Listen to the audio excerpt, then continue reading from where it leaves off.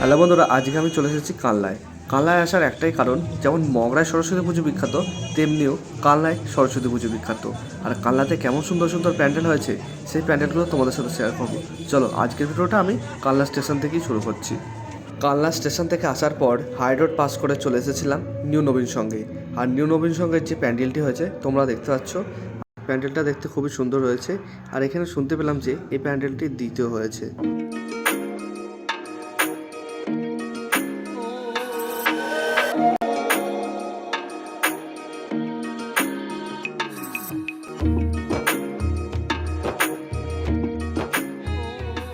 সেই সঙ্গে এখন তোমরা দেখতে পাচ্ছ নিউ নবীন সঙ্গের মাতৃ প্রতিমা।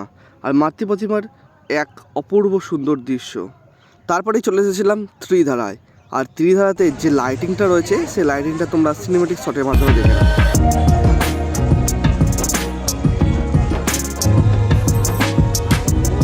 তারপরে চলে এসেছিলাম ত্রিধারায়। আর ত্রিধারায় এই বছরের থিম হলো রাজস্থানের জৈন মন্দির। তারই সাথে দুই পাশে ছিল একটি তিমি মাছ আর একটি বাঘ। আর আলোকসজ্জাটা খুবই সুন্দর। আর রাতের অন্ধকারে আর যা রেজার লাইট রয়েছে দেখতে খুবই সুন্দর লাগছে।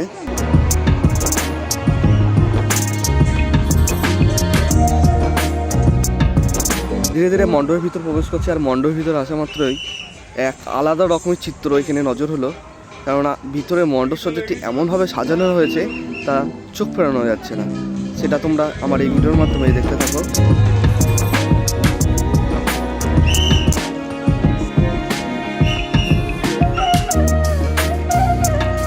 প্রতিমা, সেই সঙ্গে তোমরা দেখতে পাচ্ছ ত্রিধারা সরস্বতী মাতৃ প্রতিমা।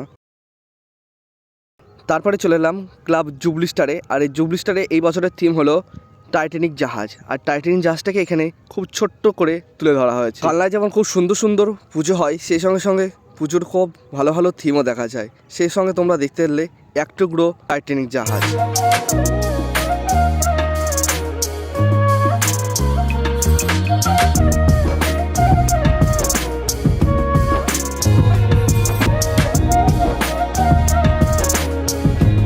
এই পূজা মণ্ডপের যে মণ্ডপ সজ্জাটি রয়েছে কত সুন্দর লাগছে।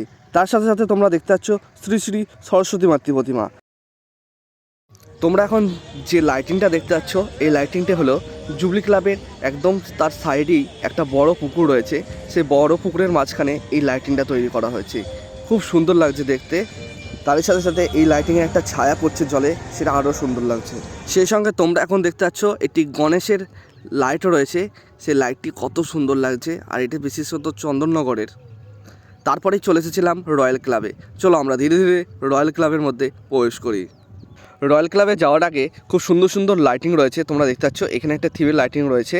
আর এই যে লাইটিংটা রয়েছে এই লাইটিংটা খুবই সুন্দর লাগে দেখতে। চন্দননগরে বিশেষত জগদ্ধাত্রী পূজায় এই লাইটিংগুলো দেখা যায়। আমরাও দাঁড়িয়ে পড়েছিলাম লাইনে।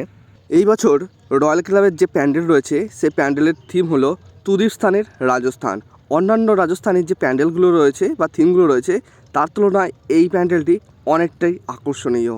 আর রাতের অন্ধকারে যা এখানে লাইট ইউজ করা হয়েছে তা খুবই সুন্দর। আর সামনে রয়েছে একটি গণেশের মূর্তি। আর দুই পাশে রয়েছে দুটি দারোয়ান রয়েছে।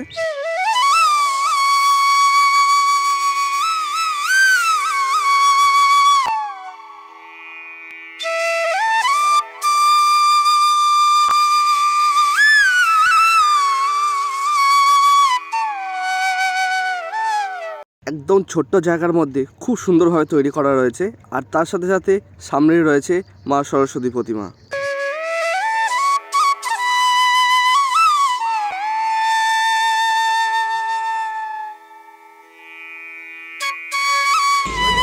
তারপরেই চলে আসলাম 75 বছরের পুরনো ধ্রুব সমিতিতে। আর এই বছর এখানকার থিম হলো বাঁশের তালে বাঘের শরীর। তাড়াতাড়ি আমরা ভিতরে ঢুকে যাই। আর ভিতরে তোমরা দেখতেই পাচ্ছ কতটা সুন্দর লাগছে। সামনে রয়েছে একটা মঙ্গল ঘট, তার সাথে রয়েছে তাল গাছ। আর তাল গাছে যে বাবুই পাখির বাসা, সেই বাবুই পাখির বাসাকে এনে তুলে ধরা হয়েছে। তোমরা সামনে দেখতে পাচ্ছ ওপরে একটা অটোমেটিক এক ধরনের ঝুড়ি ঘুরছে, খুব সুন্দর লাগছে।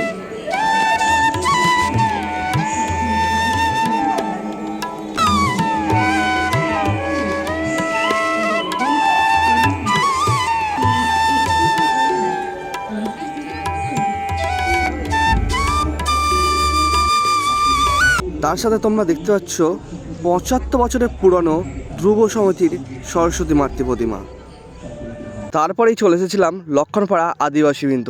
এবছর এখানে থিম বাণীবন্দনায় ফুটবলের মাঝে রঙিন সময়। সেই সঙ্গে তোমরা এখানে দেখতেই পাচ্ছ কীভাবে এই প্যান্ডেলটিকে সাজানো হয়েছে। এখানে বাচ্চারা যে ছোট বল খেলে বা ফুটবল খেলে, সেই বলকে দিয়ে এখানে যে প্যান্ডেলটা তৈরি করা হয়েছে। চলো এবার আমরা মণ্ডপের দিকে প্রবেশ করি। আর মণ্ডপের ভিতরটা কত সুন্দর লাগছে তোমরা দেখতেই পাচ্ছ।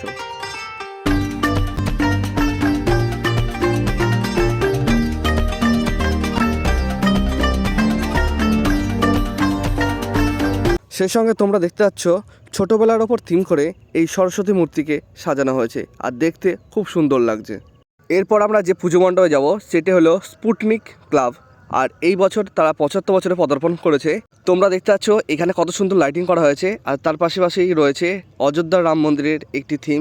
এই যে পুজো মণ্ডপটি 108 যে শিব মন্দির রয়েছে তারই একদমই পাশে তোমরা দেখতে পাচ্ছ সামনে আলো জ্বলছে, সেখানেই স্পুটনিক ক্লাবের এই বছরের থিম হলো ঐতিহ্যের বাগদেবীতে মন্দিরময় কানলা।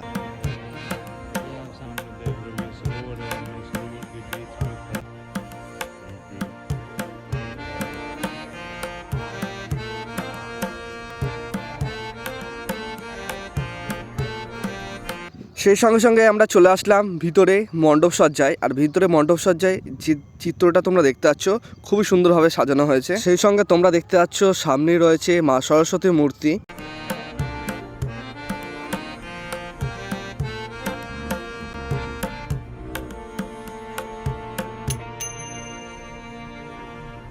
এই যে সরস্বতী মূর্তিটা তোমরা দেখতে পাচ্ছ, এই সরস্বতী মূর্তিতে কানলায় যে দর্শনীয় স্থানগুলো রয়েছে সেই দর্শনীয় স্থানগুলোকে খুব সুন্দরভাবে ফুটিয়ে তোলা হয়েছে একটা ইউনিক সরস্বতী মাতৃ প্রতিমা। তারপর আমরা নেক্সট পুজো মণ্ডপের ভিতরে প্রবেশ করব আর একটু সিনেমাটিক শটের মাধ্যমে। চলো।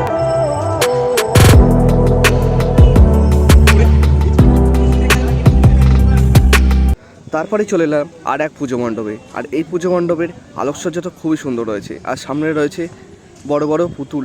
চলো আমরা ভিতরে মণ্ডপের দিকে প্রবেশ করি। তোমরা দেখতে পেলে এটা 3টি ধাপে করা হয়েছে। সামনে একটা বড় গলির মতন করা হয়েছে, তারপর একটা স্টেপ, তারপর এইখানে রয়েছে পুজো মণ্ডপ।